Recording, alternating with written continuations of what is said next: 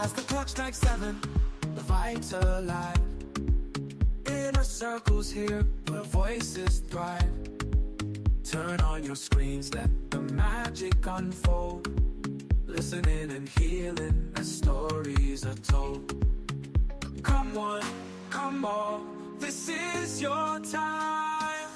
No topics too tough, just heed the calls. From mental health woes to justice we seek. Together we rise for the strong and the meek. A safe space for all, let's lift every voice.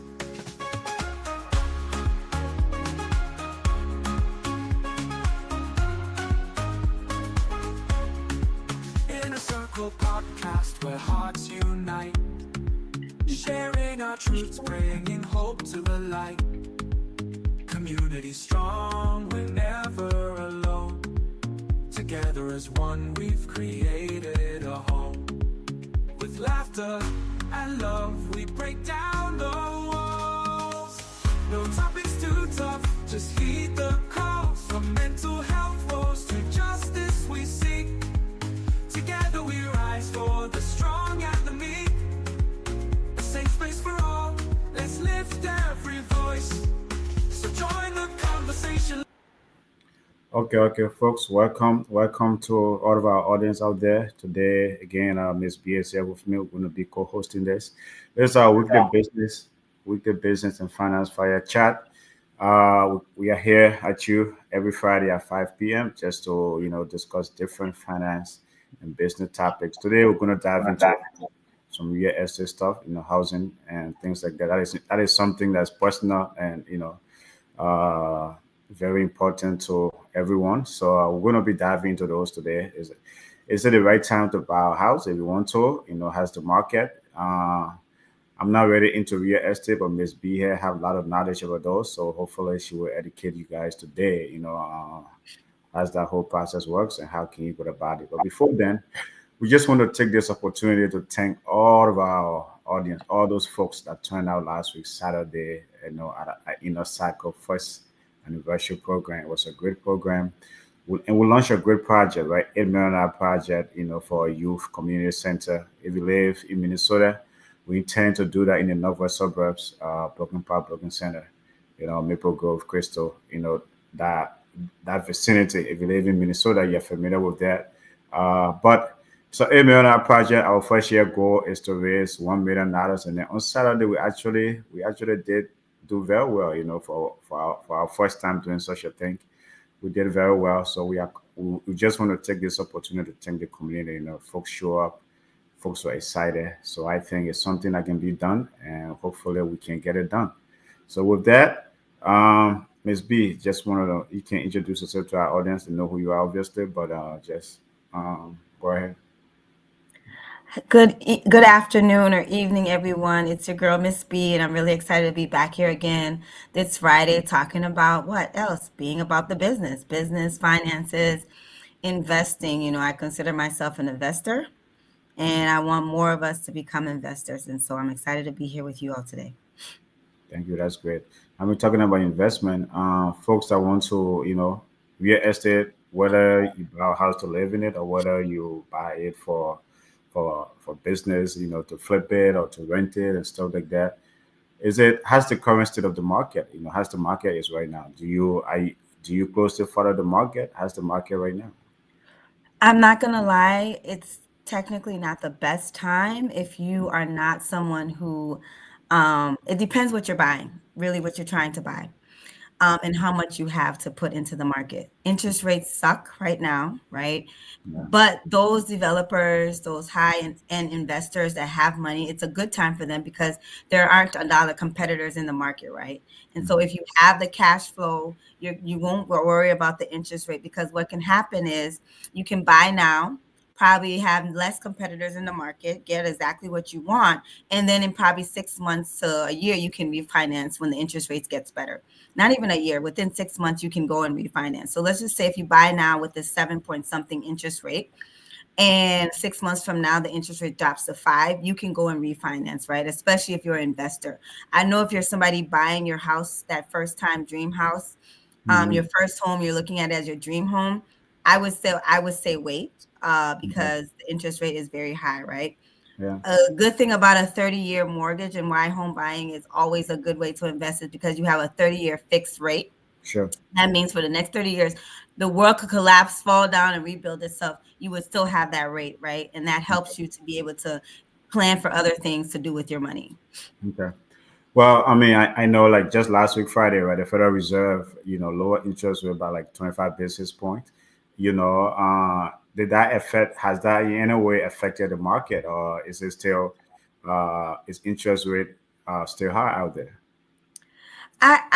To be honest, for somebody who have invested in multiple properties, I did purchase with high interest rate, right? Because let me tell you what I did purchase, right? I purchased something for 142.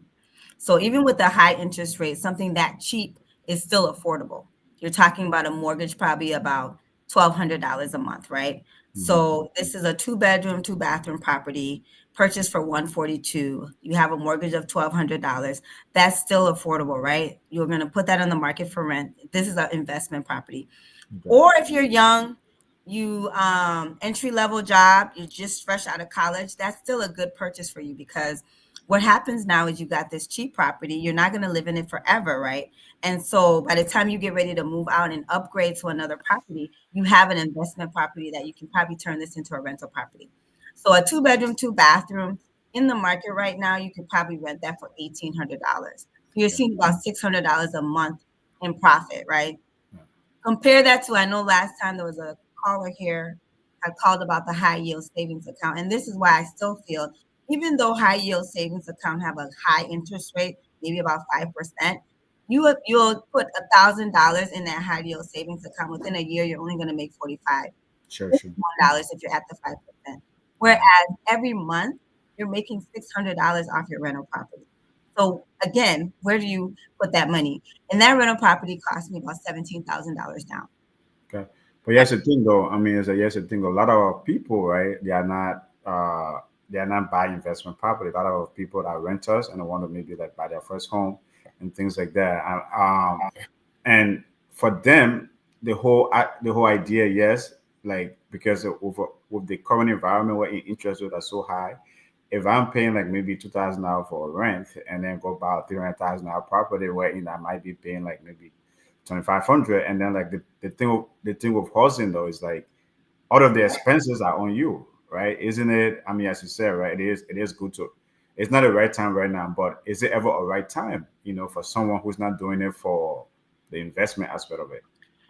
If you are a renter, it's always cheaper to own. Plain blank, no argument How's about that. how's that? How's that? It's always cheaper to own, the simple fact that the return on paying your mortgage every month is that is yours. You're building equity. Paying that rent every month, all you're doing is providing shelter for yourself for now. It does nothing to create your wealth or grow for tomorrow. In growing your wealth and investing in owning your home and paying your mortgage every month, it's a savings. Look at it as a savings. You're working, you're renting, and you have a savings account. Whereas you're working and you're paying your mortgage, you have an even better savings account because you're growing this thing called equity. And you can decide at any time to take out your equity and do whatever you want to do with it, right? And you're going to yield a bigger return. You're growing more equity in putting that money into a mortgage than you will be growing in any kind of savings account that you would be putting that money into. So that's the benefit there, period, right? If I'm a renter and I want to buy a home, it's always going to be better to own. Because even renting these days, you pay water, you pay utilities, you're paying for parking. Can you imagine they build the parking, but they charge you for the garage? Is that a new phenomenon? I mean, I haven't been I But haven't been to be honest, growing up, my parents owned their home, and I think some of those things kind of set you up, for what you're gonna do. I never rented. I've okay. never rented, right? I straight up, I don't know why, for some reason in my mind, growing up, and my parents rented briefly and then they bought their home. But growing up, I always told myself when I graduate from college, I'm going to buy a condo. I never said I was going to rent. So even if I didn't buy the single family home, I was going to buy a condo. And I was literally on my way to buying my condo downtown when I met my husband, right? And then next thing you know, I ended up in the suburbs with the home and the kid and the dog. But that's another story. Okay. But So so with someone for their first time trying to buy a home, like what are some of the steps, right? Like do they need to take? Someone looking, they are renting, and then hey, I'm sick of renting. I've been renting for a while, or my family is growing. What are some of the steps they need to take, right, to go that direction? I think for my community, oftentimes is we become house rich and cash poor. Okay. And what I say is that we will position ourselves to qualify for the home that we want, not necessarily the home that we need, right? We'll qualify for the home that we want. And the home that we want sometimes is we're putting too much into that house as far as our income that we don't leave room for anything else. So that means the least little thing that happens to us that may cripple our income, and then we right back where we started, right? And so like I said, for me wanting to to purchase right out of college was never buying the dream home. I knew my first purchase was going to turn into an investment property. Okay. And that's why the first time I went to purchase, I was looking at something cheap. I Mm. had set, I said, this is how much of my income I want to be putting towards where I live, my mortgage, and Okay. still have room to do other things like Yeah. shopping, go out to eat. I Yeah. knew a lifestyle I was creating for myself. I wanted to be able to travel. So I've always lived below my means. Even Mm. with the properties that we have, we've Mhm. always kind of lived below our means. We was never maximizing on what we could afford. Okay. And some people are out here paying some ridiculously high mortgages Okay. because you didn't think about the interest rate. You didn't even think about the price of the home that you were buying, right? You Hmm. just went and probably worked the doubles, or you fabricated your income. You just Sure. created that income you need and got that down payment, and you Okay. ended up in a $500,000 home, $300,000 home, paying $2,500 a month, right? Hmm. And Hmm. you're really only bringing home $5,000 a month. Sure. Don't pay more than 30% of your income on your housing. That is the rule of thumb. That way, you're Okay. not what we consider house rich and Okay. cash poor. Okay. So it's like, so are you saying that in our community, right, especially the African immigrant community, is that the case? Folks are not buying the house mainly because they need it. They are buying it maybe that, hey, as a status symbol, as to say, hey, I have this house. Look at me, I have this house, and things like that. Is that a direction you're going about the whole like house rich but cash poor? No, not necessarily, because I see it in our community, and I'll say it's not necessarily that they're buying the house because of a status symbol. I think we all need the home. That is a smart purchase. You have your kids, and maybe if you're single by yourself, no kids, I Mm. always think that is a smart purchase to do, is to buy a home. And what I do want you to be mindful again is what do we really call afford? Mm-hmm. Is it because today the paycheck can pay for this thing, then I can afford it? That's not what we call afford. You see, Western America, Europeans, they really sit down and they create a budget. Okay. And that budget is they're factoring in money that they can save.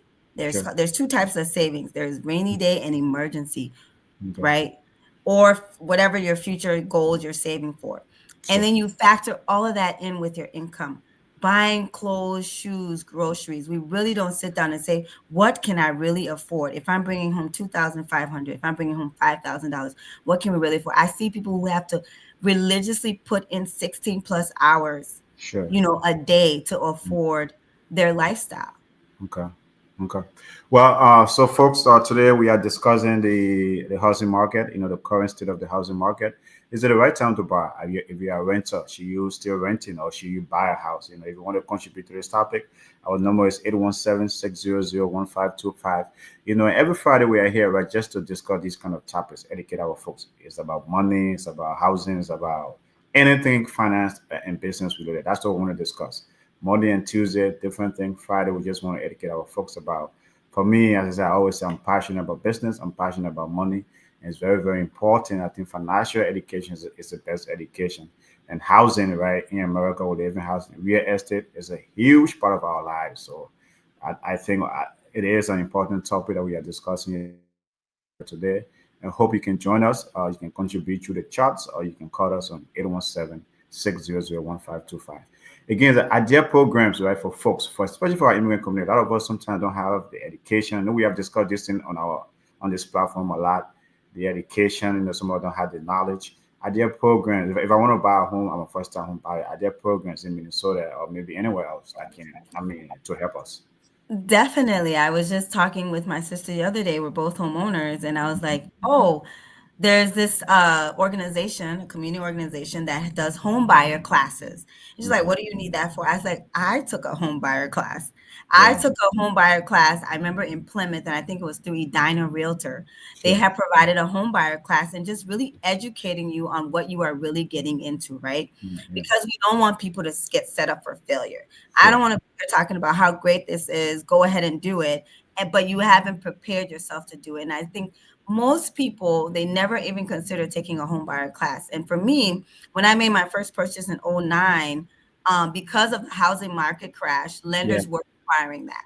Hmm. It was a must. You couldn't qualify for your loan if you didn't take a home buyer class, which I appreciated that got put into place, right? But I'm Okay. sure now things have changed. It's 2024. No lenders are no longer requiring that, but I think it should still become a requirement because people don't realize that with the landlord, you can call them if maintenance things come up, right? That's some of the Hmm. beauty of renting, right? Hmm. So Yeah. if Hmm. anything outside of paying that rent occurs, you have your landlord. You Yeah. can buy your home, right? And if you don't do it the right way, if you don't get an inspector, a lot of people failed for paying that $300 to save on getting that inspection and Hmm. bought bad homes. Hmm. Yeah. Yeah. Definitely. Yeah. Yeah. Exactly. So if you don't take the home buyer class and you're just sitting there, you're going through the process and like, oh my gosh, I thought this thing was going to cost me $20,000 down payment. And that's all I needed. Now all these different fees are coming up, right? Because things do come up in the lending process. Yeah. And you decide the first thing most people want to get rid of is that home inspection. And Hmm. that normally costs you 300, 400, depending on who you get, right? Sure. And you Sure. waive that, you don't get your inspection. And here it is now you landed into a place where you need a new furnace. Hmm. Maybe you need new sidings. You need a whole new garage. Maybe you need a whole new roof because you Yeah. try to save $300 and Yes. $300 has turned into thirty to $300,000. Yeah. So those resources are out there. Most community organizations have some connection to home buyer. Hennepin County has home buyer classes. The county that you live in, Anoka, Ramsey, check with your county. Cities have home buyer information and classes out there, right? Hmm. I say everybody, even when you want to be an investor, you got that first home. You have DTAP in the city of Brooklyn Park and Minneapolis. They have a developers training program, right? So look for Okay. those real estate programs. Go to more real estate classes, right? Hmm. Try and find the free ones, like because there's a lot of them out there now. They're trying to have you pay money. Sure. Sure. Um, Sure. my husband and I just attended one the other day, and at the end of the day, at the end of the spiel, they wanted us to bring $5,000 down for a real estate investment class. But yeah, there's a lot of every county, most cities, Okay. even the state. Just Google it. Say I want to find home buyer class near me. You're going to Okay. see community organizations that offer home buyer classes for free. Get educated on the process before you step into it. And even if you are in it and you're thinking about upgrading, buying another home, and getting into the landlord investor Hmm. as part of the business, Yeah. get educated before you do it. Okay. What is the typical down payment like? Is that determined by the lender, or by the price of the house, or I mean, how does that work? So when you are getting qualified for your home, there's a Mhm. category that will say buyers and sellers. So seller does pay something too, and you, the buyer, pay something. The main things you will see on there is called a loan origination fee. So you're Mhm. paying the bank to give you the loan, basically. I'm hoping we can find some way, some policy, federal government, hopefully Trump can get Yeah. rid of that fee because that's ridiculous. Banks are in the business of giving loans, and that's Okay. all they're there for. So the loan origination fee should not be there. You're Okay. going to pay for appraisal fee, right? So Hmm. that's where the bank will go and appraise and see how much the home values before they'll give you the loan. Okay. You're going to pay for an inspection. So you'll pay for the lender's inspection and then you end up waiving yours. It's in there. You're paying for that.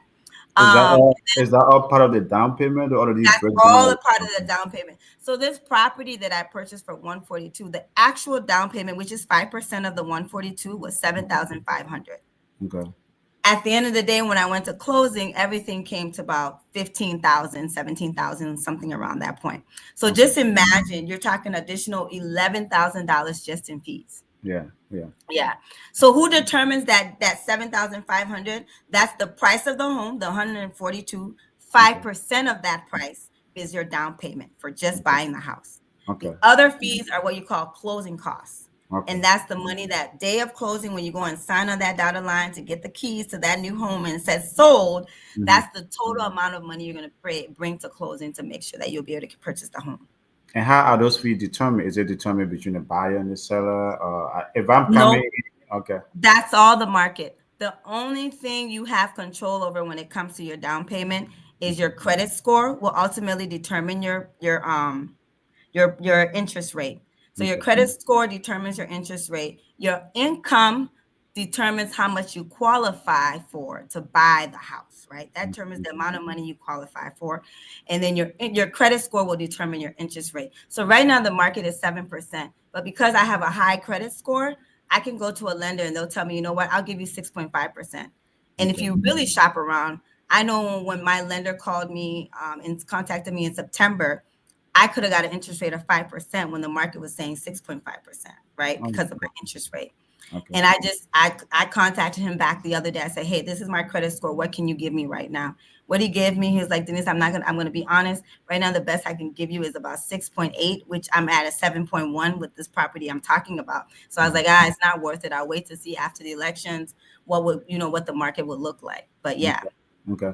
Well, I mean, a lot of our folks, right, is like, as you said, they're working two jobs or working one job. They're not in the like, higher income bracket. What can $50,000 maybe like get you nowadays? And maybe let's say like in the Minnesota market, what can a $50,000 income If get you?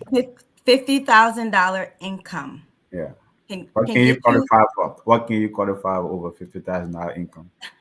$50,000 can get you a nice little condo to start off with.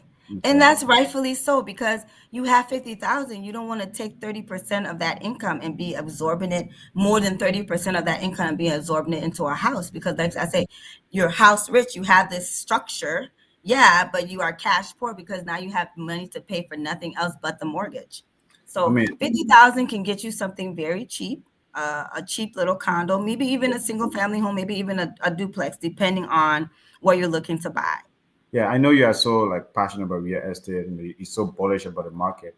But one of the things that have been in the news nowadays, right, it's about affordability. A lot of folks cannot afford home. It's like they are so. It's like in my area where I live, right? It's like you have houses being built for like $800,000, $1 million, 3 bedroom, 4 bedroom. I said, who can afford that? The affordability is who's affording? I mean, who's buying those houses? I mean, what can you say about the whole things about affordability? I just feel like things that prices are so, especially housing prices are so high. It's like I don't know. So again, it may cost $800,000 for the house, Hmm. but with a good credit score and a good down payment, you might end up paying 3 grand a month for that $800,000 house, which is really good price to be honest. So Whereas if you what would be a good down payment on like an 800,000 house? What would be a So good? right now, so you would take 800,000 Mhm. times that 5%. My brain is getting rusty, so let me do a quick math No, here. no, yeah, yeah, Yeah. definitely. I mean, because I feel So like right if now, eight yeah, hundred thousand will need $40,000 down payment, right? okay, Plus probably let's just say a factor in another 10 grand for closing costs, 10, 12 grand for closing costs. The state of Minnesota has a first time home buyers program. So hmm they have some great down payment assistance money. And even if I like to look on the MLS. So the okay, MLS will even advertise right now, you're talking about $18,000 down. And then every city, believe it or not, even Maple Grove, Brooklyn Park, every city has their first time home buyer down payment assistance program.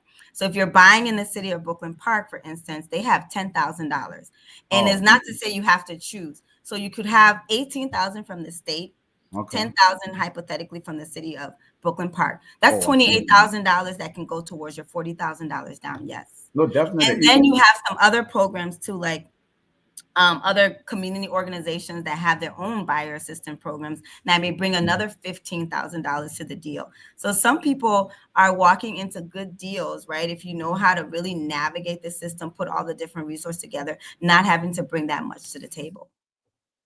So are those first time home buyer incentives that you just mentioned? Are they based on income? Are they is like if I'm a first time home buyer, is it based on income or is this I can qualify or anyone can qualify for it? I guess can anyone qualify for those? So the state one I don't believe I should know this inside and out. I don't believe the first time the state one is about income. So you just have to be a first generation, like nobody in your family has ever owned a house before, right? I think Okay. that's some of it. And then they even have the step up, right? Okay. So if you owned before and you want to move up to another home, then they have assistance as well, the state program that the Okay. legislature that just passed last year. So this year, these resources became available. Okay. And those are not about income. Okay. The city ones, yes, it is about your income, right? And so Okay. they're helping to make the home buying process more affordable. Mm-hmm. And here's the thing, Mm-hmm. oftentimes don't expect your realtor to know about these things. It is not Oh, in their purview. A good realtor will educate themselves on all the products out there, but you sure. will find a lot of realtors won't bother, right? Because realtors are more favorable for you doing a conventional loan. They don't even like FHA loans. Sure. And this is the difference. The FHA loan is there to protect you, the buyer, from Mm. getting a bad product Okay. and also prevent you from losing your home in case something happens. Mm-hmm. FHA loan forces the banks to work with you to do a forbearance and those type of things. A conventional loan, they're literally just there to provide you a loan to buy your house. There's no real protections in there. And Okay. most times sellers prefer that because it's less hassle, less things I Yeah. need to meet, requirements I need to meet. FHA, you have to meet certain requirements as a seller trying to sell your home. It Sure. has to be in better condition, which everybody's house should be in good condition. But there's Mm-hmm. just certain things that a FHA loan requires on that part of the seller and the lender that will have that are favorable towards the buyer so that they don't get screwed in the Okay. process. Yeah. So back to that home incentive programs, like if folks like, is that something like if for the city of Broken Park, is that available on their website? Can I go on the city of Broken Park website and learn about that? Or Yes, okay. always, even when you go on a website and you're not understanding the information, we Okay. fail to want to take time to do research. Yeah. Call, call and ask, right? Yeah. Call and ask. Even my organization can help you walk through these and navigate these different places and Good. direct you Good. to different places and Good. spaces and help you to navigate these different cities and municipalities. Yeah. Go on their websites, educate yourself, go to the city, call somebody if it's not making sense. The language is so it has barriers in there. You don't understand it, that's fine. There's nothing wrong with you. Yeah. Call them and let them explain it to you so you can understand what's going on. Well, that's great. That's great. Well, folks, we are discussing real estate here today. We are discussing the current state of the housing market. I know that is something important to a lot of our people, the immigrant community. Some of us come here, become renters, and maybe some of us just rent forever. But it's good to own a house. It build wealth. I don't. I seem to sometimes doubt that, but hey, man, because it's like when I see those amortization statement and like paying those mortgages every month and repairing my home or fixing something. But I think it is very, very important. So that's why we brought this topic here today. You can call us 817-600-1525. And it is very important for our community, right? It's like we need to share this knowledge, the information Ms. B is providing here today. I didn't know about that. I didn't know that every city has a home buying incentive or assistance. Hmm. So it's good Hmm. for folks, it's good for folks to know that. So now that you own a home, right? It's like if you want to like maybe like to the point that you say you want to step up, is it as easy as just say, hey, okay, do I have to work with a real estate agent or can I do it on my own? Um, well, technically, if you know how to do that purchase agreement, you can go ahead and do it on your own. Sure. But I always encourage people, there are people in these fields for a reason. Stop trying to save money in the Hmm. short end. You're going to have to pay it in the long end and the back end. Go and get an expert to help you through the process. That's what they're there for, right? And honestly, they don't get paid until you actually buy something. So I feel it's like a win-win situation when you have your realtor. Don't try to cut corners because people are there for a reason. The richest people have investors, right? Yeah, yeah. They have people who are in investment banking. You have Wall Sure, Street for a reason. sure, Jeff sure. Bezos wants to buy, invest in something. He's going to call his financial management person. Hmm. Warren Buffett is still going to talk to people before he invests in stocks, before Sure, he takes his money out. There sure. are people who are experts for a reason and they are there. So stop trying to cut costs when you're making such lifelong decisions, actually, and investment decisions. So you own that first home, you bought it. Can you buy the next one? Well, there's a lot of things. And where I find a lot of people get trapped is like you're there, your credit got bad, you're drowning in debt again. Only even though you own a home, you're drowning in debt because you had good credit when you bought this house. Man, your credit starts to look so good. You go get the credit cards, and all you really now your income can afford to do is pay for that home and try and get you out of those credit card debt. Well, what I would say is if you're in your home, you've been there for 10 plus years and you have Mhm. equity and you have good credit, Mhm. you can take out that equity maybe now if you want to have another stream of income coming in, is where you take out that equity and you buy you an investment property, right? I'm sitting here and I'm saying I'm an investor and I'm saying with confidence. It does not mean I'm some kind of multi-millionaire yet. I haven't Mhm. reached double digits yet, right? Mhm. I Yeah. still work a 9 to 5.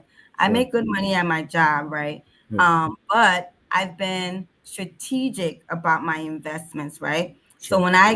when I'm making money off a property, I'm not about to take that money and start buying flashy things. Sure. I'm taking that money and I'm going to reinvest in that property or save up my money to be able to buy another property and keep increasing my portfolio.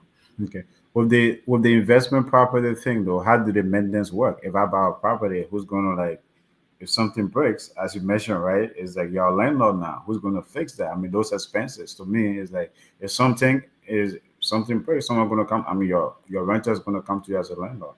How do you navigate those things? Look, there's nothing that when they say hard work pays off, you really have to work hard for it to pay off. Okay. Being a landlord is nothing to romanticize about, right? Mm. There is good and bad to it. It's good when you have a tenant that pays on time and they don't have any wear and tear. So you're Mhm. just making money, you're not having to put any money in it. It's bad when you have a tenant who's late with their rent, and they're causing all this wear and tear to your property. Things keep breaking and what have you. There are a couple ways you can do that. You can do it yourself, Okay. which most people do. If you don't have a big portfolio, you just have a few properties. You are the maintenance person. You are the leasing agent. You're the property manager. Yeah, everything. You have everything. Yeah. You're all those things. Yeah. And my husband and I have become all those things, right? Mhm. Or you can go to like places like Winters Warehouse, and they can be your leasing agent. Okay. And they have property management companies that Mhm. you can pay, Okay. and you're like, oh my God, go pay somebody all this money. It can be $100 a month sometimes, right? Okay. And they're going to be able to create the lease, get the down payment from the person, handle all that property managed type things for you. And Okay. then you can find a maintenance company that you can contract, so when things come up, they can go and fix it for you. So again, you got to budget for those things, right? Before you Yeah. do it, or you do it yourself to cut some of the costs. Okay.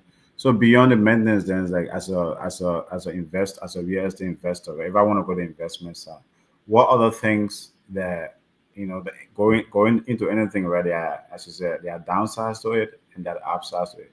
What other things is someone looking to do? I mean, to go into real estate investment. What other things should they look forward to? People like to flip. Mm. I'm not a fan of flipping. So what flipping means is that you better have some good money on hand, Mm.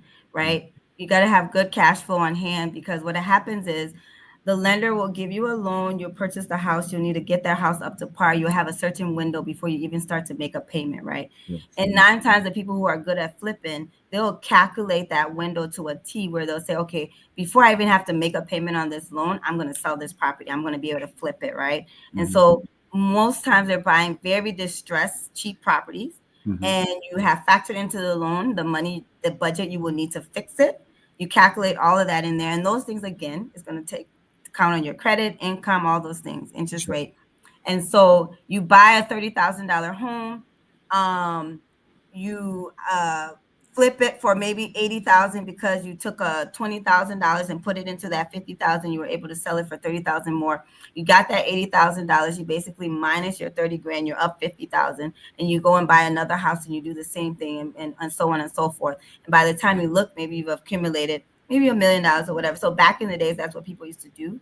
When you find even distressed properties these days Yeah. Yeah. cost a lot. Yeah. Yeah. So, but those are some of the things. You don't have to get into that. I know they have like what they call it, cooperative housing, where Mm-hmm. you can get into housing with other people. I mean, invest in housing with other people. Like Yeah. I've talked about it before, shared ownership, cooperative development, putting a co-op together in partnership with other people. Like you take your Yeah. Susu club, and you Mm-hmm. guys become real estate investors, right? Because now you All have that. right. So, Huh? so who's going to bear the whose credit score is it going to be? I mean, determined by. I mean, do you guys have? Let's assume we have a social club and want to buy a house. Maybe that way. I mean, get into the real estate investment. How do we go about doing that? Of course, that kind of lending will cause a need for what they call a guarantor.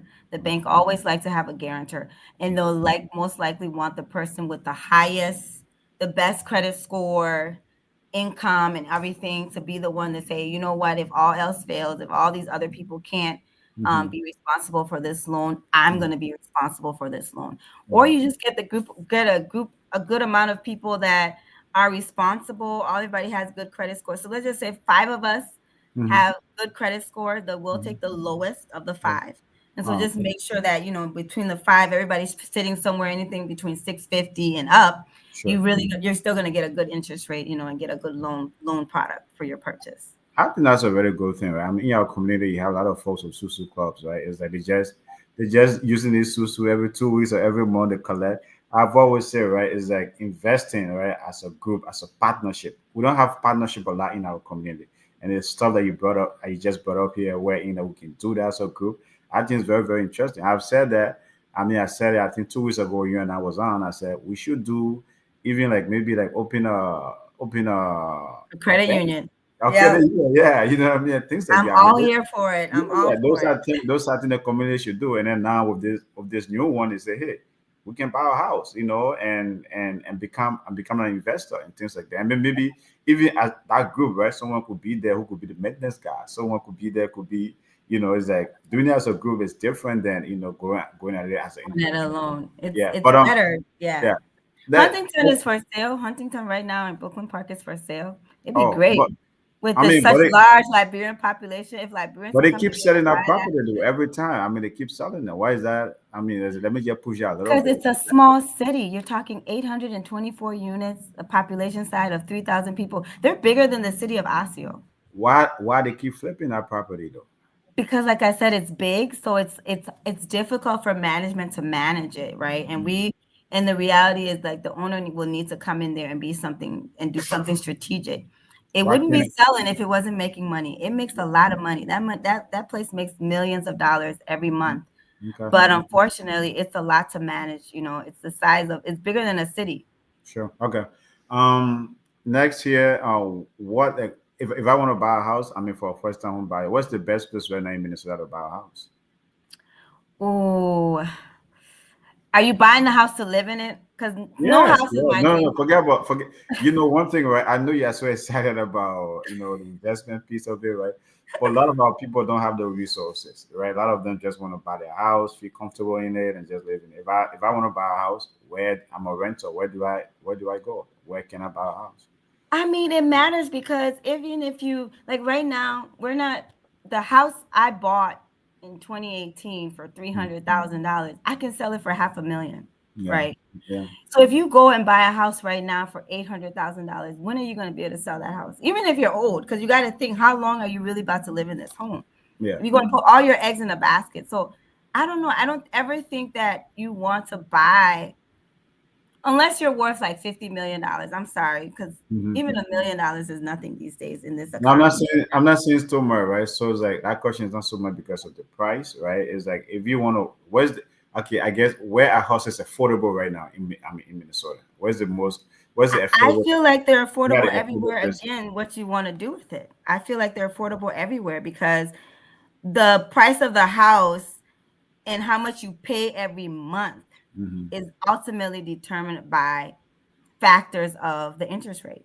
Oh yeah, I know. I mean, I And know that's what, yeah. So that. I'm saying I can entertain $1 million home, right, with an Hmm. 800 credit score, right, Sure, and sure. a 6.5% interest rate. I can entertain $1 million home. It sounds like, oh, why is she buying $1 million home? Because if my mortgage is going to be $4,500, I Hmm. can afford that. If I'm making 15 grand a month, Hmm. I can afford $4,500, right? Yeah. And so $1 million home would not seem like a lot to me, right? And so I Hmm. can say, with the ability to purchase, if my buying power is $1 million, then I can buy anywhere in the Okay. state of Minnesota. You're gonna find something cheap, you're gonna find something expensive. Believe it or not, I think the wealthiest zip code, Minneapolis Business Journal just shared an article the other day, and it's a North Loop zip code. I think it's, what is it, 55416 or something like that. So it's that Mhm. North Loop area, right, where Mhm. they calculate the people's income and their ability to purchase, go to the restaurants and all these other things. And they said Okay. that is the most wealthiest zip code in the state of Minnesota. Okay. But given that, are you going to find an affordable home there? Like, what are the price points for the homes in the most wealthiest zip code? So, Yeah. Yeah. I mean, so it's like, it's some, I mean, a lot of people, right? Sometimes, like, because it's where, I mean, we Liberians, right? Like to live in Brooklyn Park or close to Brooklyn Park. If I want to buy a house around that, I mean, in the northwest suburb, basically, Brooklyn Park, Crystal, Brooklyn Center, has the affordability in that area right now.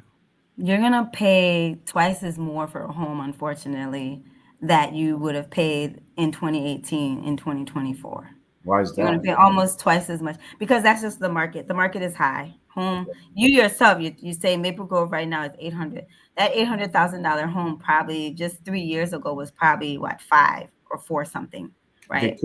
Did COVID contribute to these factors? Or just, I mean, I know like since COVID, already housing demand has been like so much. There's been so much demand for housing. The COVID really like push house prices that high. Yeah, it's inflation, and what I learned is that inflation is caused by a lot of things. Inflation Yeah. is caused by wages, Hmm. by price increases, all those different things. And then, yeah, the pandemic happened where you have the demand for homes increase and the supply is low, right?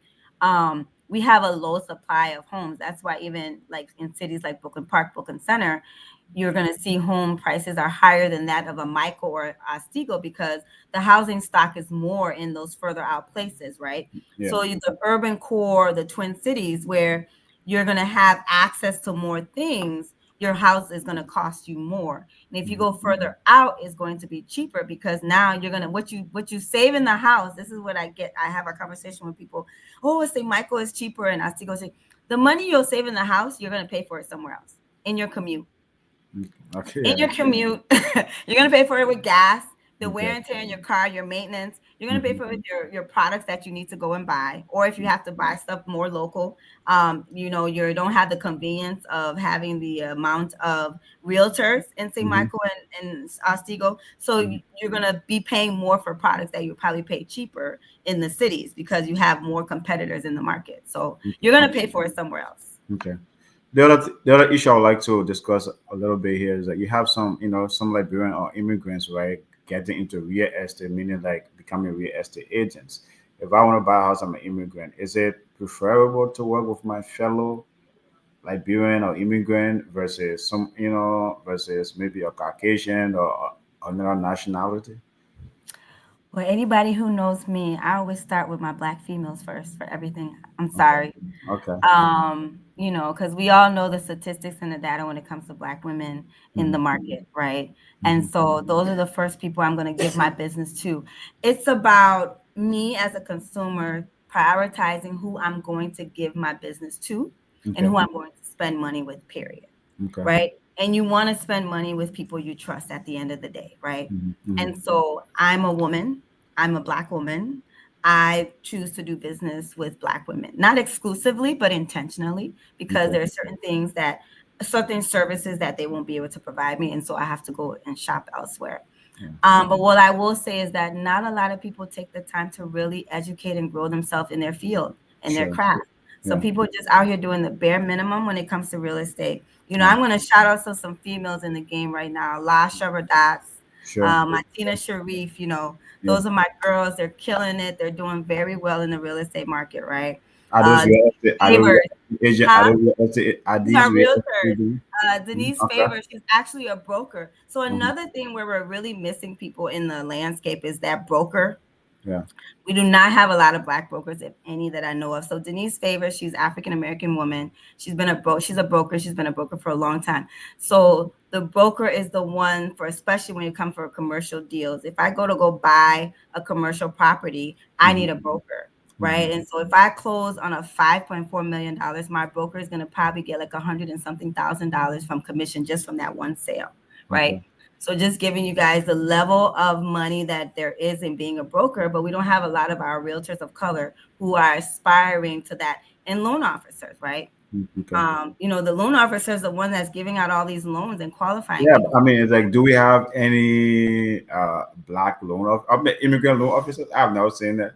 I mean, do we? I mean, you are in that space. I'm not, but do we have? I'm not, you know who, Pauline Badio, I want to Mhm. shout out to her. Hi, sis Pauline. She's a veteran. She's a realtor. She's a veteran in the field. And I know when it comes to her, whenever she's on a project, she's strategic to bring all the immigrants to that deal. Okay. She's good at that. So if you're looking to have an immigrant loan officer, an immigrant realtor, immigrant broker, contact her. She's really connected and make sure to bring all of those immigrants to that deal. I think we should get her on this show, right? So We we should should get definitely we get should her on get the folks show. like that on this show because I think, I said this is a community show. This platform is about the community to educate our folks, right? There are a lot of resources out there, especially when it comes to home buying. It's a huge decision, just like marriage. I think home buying is one of those things that's up there, right? You cannot just buy a home today and say tomorrow you're going to sell it, right? I tell it's an illiquid asset, different between liquid and illiquid asset. A liquid asset you can flip in a minute. A liquid asset you cannot just flip in a minute. So home buying, Mm-mm. it's a huge decision. So I think having those resources out there, having those network that you can reach out to is very, very important. And a lot of folks in our community don't know that. I mean, someone is sitting out there watching us or maybe listening to us, doesn't know how to even go about this process. So the education, the folks you are shouting out today, right?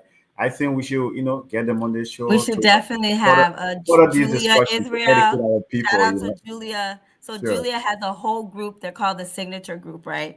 And Hmm. so that group can take you through the process and bring all the necessary players to the table to take you through your acquisition and Okay. even building. We have some people who are building their homes from Hmm. scratch, right? Sure. And so Sure. I shout out to Lasha again. She is somebody Hmm. who has done that, and I love her house that she built recently. As a realtor, been in the game for 30 plus years. She's in Okay. the process where she's a builder now. So really, yeah, people are doing it. Let's get them on the show. Definitely. And then other thing also is like I'm gonna become personal here a little bit. Is that we just launched our project and we Mm-hmm. want to, acquire first of all, want to acquire land, like I said, in the northern suburbs. It's like should we be start working with start working with someone right now? I mean, you're in the real estate space. How does that whole process work, right? I have this project, I want to do it. Who should I start working with? So I would say if you are a community group, Mm-hmm. find your neighborhood community organization. They have a lot of free resources, right? They can Okay. provide you with a technical assistance to help you bring on that lawyer, that realtor, that broker. You're Yeah. going to need an accountant, right? There's a lot of things that's going to go around this deal, from Mhm. purchasing the land, from the general contractors that's going to build you the building, right? Sure. Even buying furniture. So I would Mm-hmm. say start with a community organization. Go check Mm-hmm. out ACER, African Career Education and Resource Inc. Sure. They have a great economic and community development department Mm-hmm. program that really helps people through this process Okay. of acquiring a land. We have a lot of community members that are interested in buying land and building, right? I Mm-hmm. would say that would be your first place to start, is figure out what free resources. I tell you folks, there are a lot of free resources out there. Stop paying for stuff that you don't have to pay for anymore. Okay. Tap into your free resources to help you be able to do these deals. Mm-hmm. If you're looking for land, I would say look at cities like Minneapolis, Brooklyn Park, and Brooklyn Center, because again, cities have incentives. They want certain things to come to their city and certain things to be built in their cities. And so Okay. there is not a developer, from the Ryan companies to what is it, Roars, the new folks that I'm following now, Roars. Yeah. There's not a developer in the state of Minnesota that does not go to the city first before they think about building anything. Okay. They want to know what programs that city has, Okay. how they're going to lay out the red carpet for them, what incentives are going to be provided for them. No Mm-hmm. matter how much of a $1 billion entity they are, they still want free stuff. Mm-hmm. So our little pennies and peanuts around here, stop thinking we're bosses now because Yeah. we Yeah. got, $50,000 to buy a home. Stop. Yeah. Yeah. Stop. Yeah. Yeah. Get resources, and free Sure. resources at that rate is available to you. Sure. I mean, is there still land in Broken Park though? I mean, isn't Broken Park built out? Is there No, still okay? yeah, I think it was about 12,000 acres. Some of it city owned, some of it private owned. Okay. That's for sale, honestly. Okay. Okay. You know, And then what about Broken Center? I don't know all the land acreage off the top of my head, but the city just demolished the old Target. You're talking about 9 point something acres right there. So there's land, right? You got to talk to the city. There's a whole 86-acre of opportunity zone in the city of Brooklyn Center, right? Oh Where wow. you have, yeah, where you used to have the old Brown College, Sure. what used to be Slumberland, Yeah. in that Devani's area. So all of that right there off of Major Highway 94, 694, and 100, Sure. it's prime development. And what happens is, as a developer, if you purchase something or build something in the opportunity zone, you have a 10-year tax break, Hmm. Hmm. right? So that you won't have to pay money. I think on the profit or proceed that you made for the next 10 years, you won't have to pay taxes on it. Sure. But yeah, educate yourself on opportunity zones. That's a Okay. program that, your board Dono, I think, passed during his first administration, where he allocated certain opportunity zones throughout America, and there's certain opportunity zones throughout Minnesota as well, right? And those are encouraged for developers to go and develop there. Okay, that's great. That's good. That's good to know. I mean, I didn't know that, right? Because, like I said, these are places where a lot of immigrants. I mean, even though like those of us local to Minnesota here, you have. I know the biggest thing right now, Cub Foods is is in Brooklyn Park, right? It's going away. That could be. I mean, that's a business that's going to sit there. Someone can. I mean, can take it, right? So to your point, there are a lot of these things, right? But no one is talking to the city. Like most of us don't really engage. How do I even go about doing that? Talking to the city of Brooklyn Park, talking to the city of Minneapolis or Brooklyn Center. Call the city and say, this is what you're trying to do. Who can you have a meeting with? That's their job, to meet with you. Mm-hmm. City planners are good people to meet with. They're the ones that get to bring the plan to Mm-hmm. the city. So when a developer wants to build an apartment building, build whatever they want to build in the city, of movie theater, anything, they'll Sure. go and meet with the city planner and see where can they put it, where is it zoned to go. Yeah. So zone is important, right? Oftentimes, even for business, African immigrant businesses, you go and you sign a lease with the property owner, the Mm-hmm. landlord, and your business can't even open there. And now Oh, you're stuck with that lease. So the anytime you're trying to do business, bring a new business, any project into a city, start with the city first. okay. Okay. Let them know what you're trying to do. Find out if an area is zoned for it, right? And then connect with your community organizations. Look for what they call CDFIs, is a community development financial institutions. Mm. They're good people to talk to about projects as well. Sure. CDC, community development centers, are good. Yeah. They Okay. have women business centers, Mm. ladies. Mm-hmm. And so there's a lot of organizations who their job is just to be able to educate you and support you through your process. Sure. Couples is for sale, folks. Let's buy it. That's good. That's good. So, folks, Talking today. about maybe 100,000 square feet of space. Oh 100,000 man. square Oh feet of man. space. Oh Yeah. man. Oh man. That's Yeah. great. That's good. So today, folks, we are talking. Some real estate, whether it's commercial real estate. Whether you want to be a landlord or whether you just want to buy a lay house and live in it. And we're here every Friday discussing these topics, various money topics, as I said, Yeah. any kind of financial topic, And any don't let the name Cup Food scare you. Walmart sold for 8 million.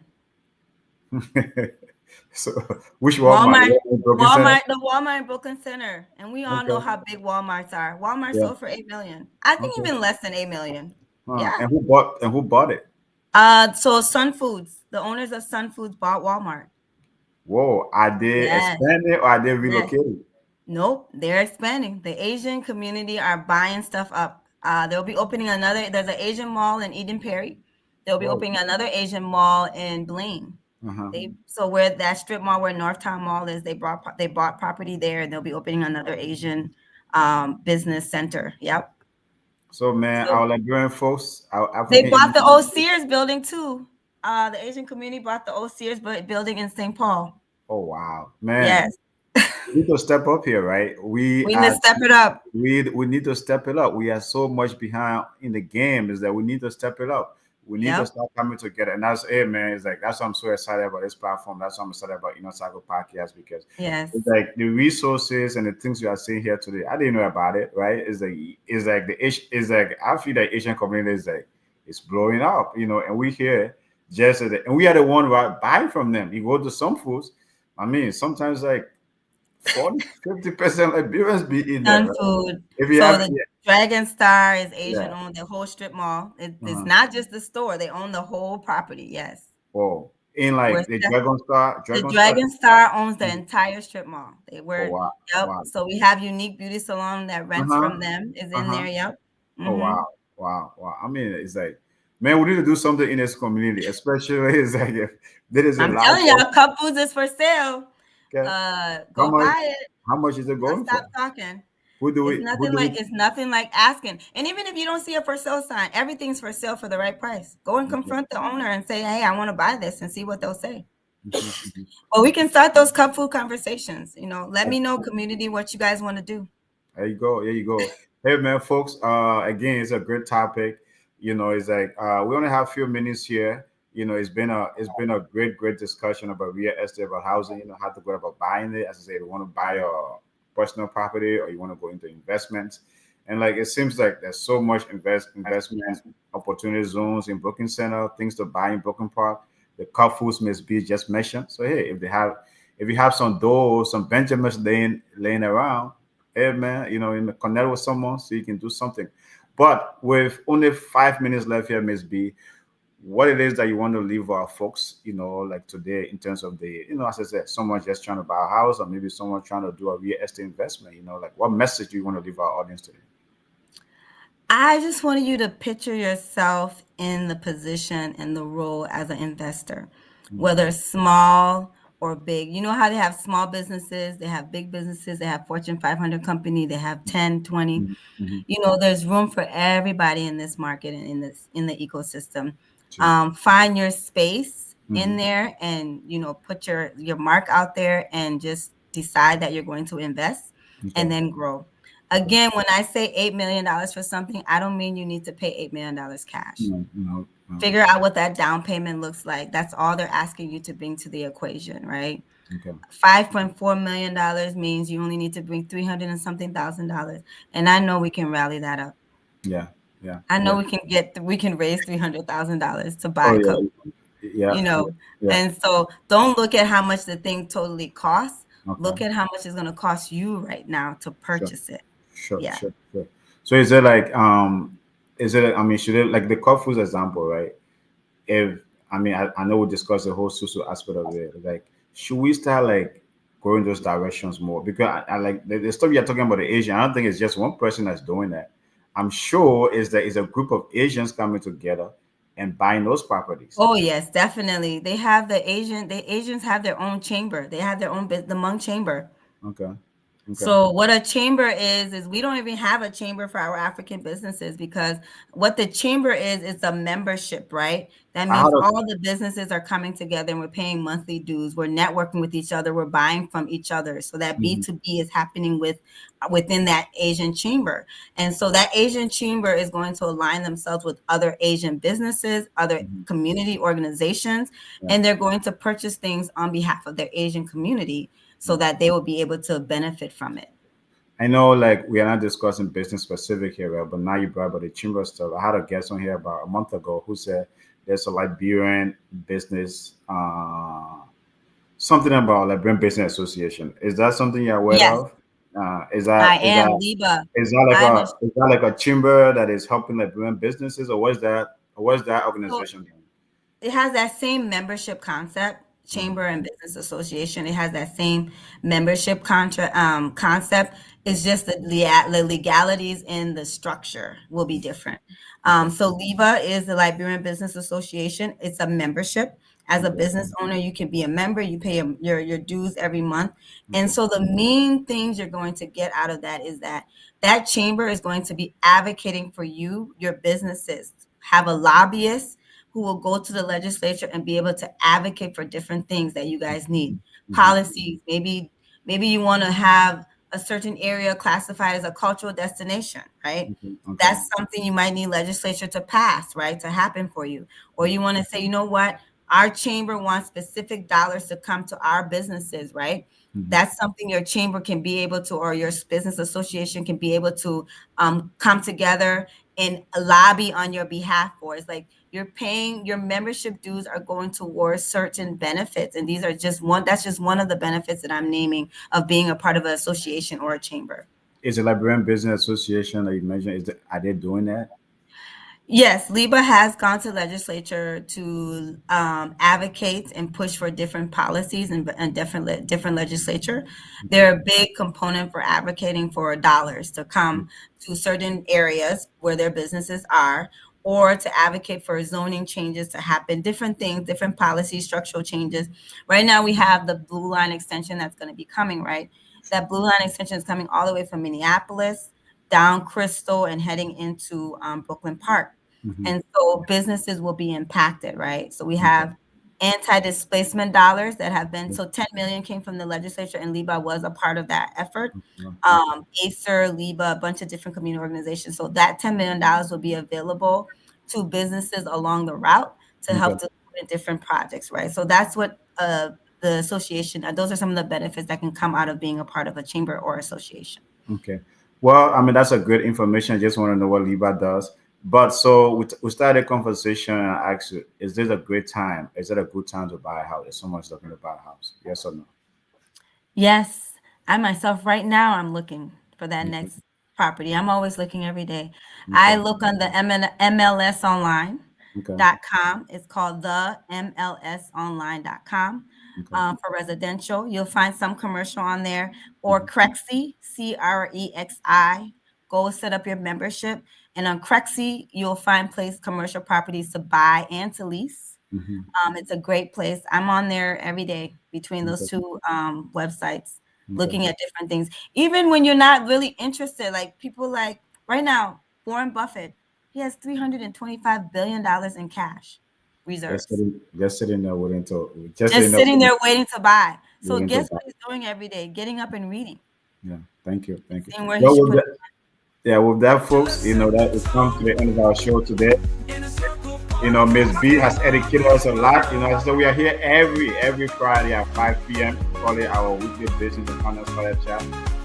Next week we try to bring guests on here. So next week we should have a interesting guest on here. Maybe we might continue the real estate conversation because that's great. We want to hear from different folks. So Miss B, thank you for joining us today. It's been In a great. circle Providing your podcast where knowledge hearts about the unite. housing market, about real estate. So Sharing thank our you so truths, much, and good night, bringing everyone. hope to the Good Good light. night. night, everyone.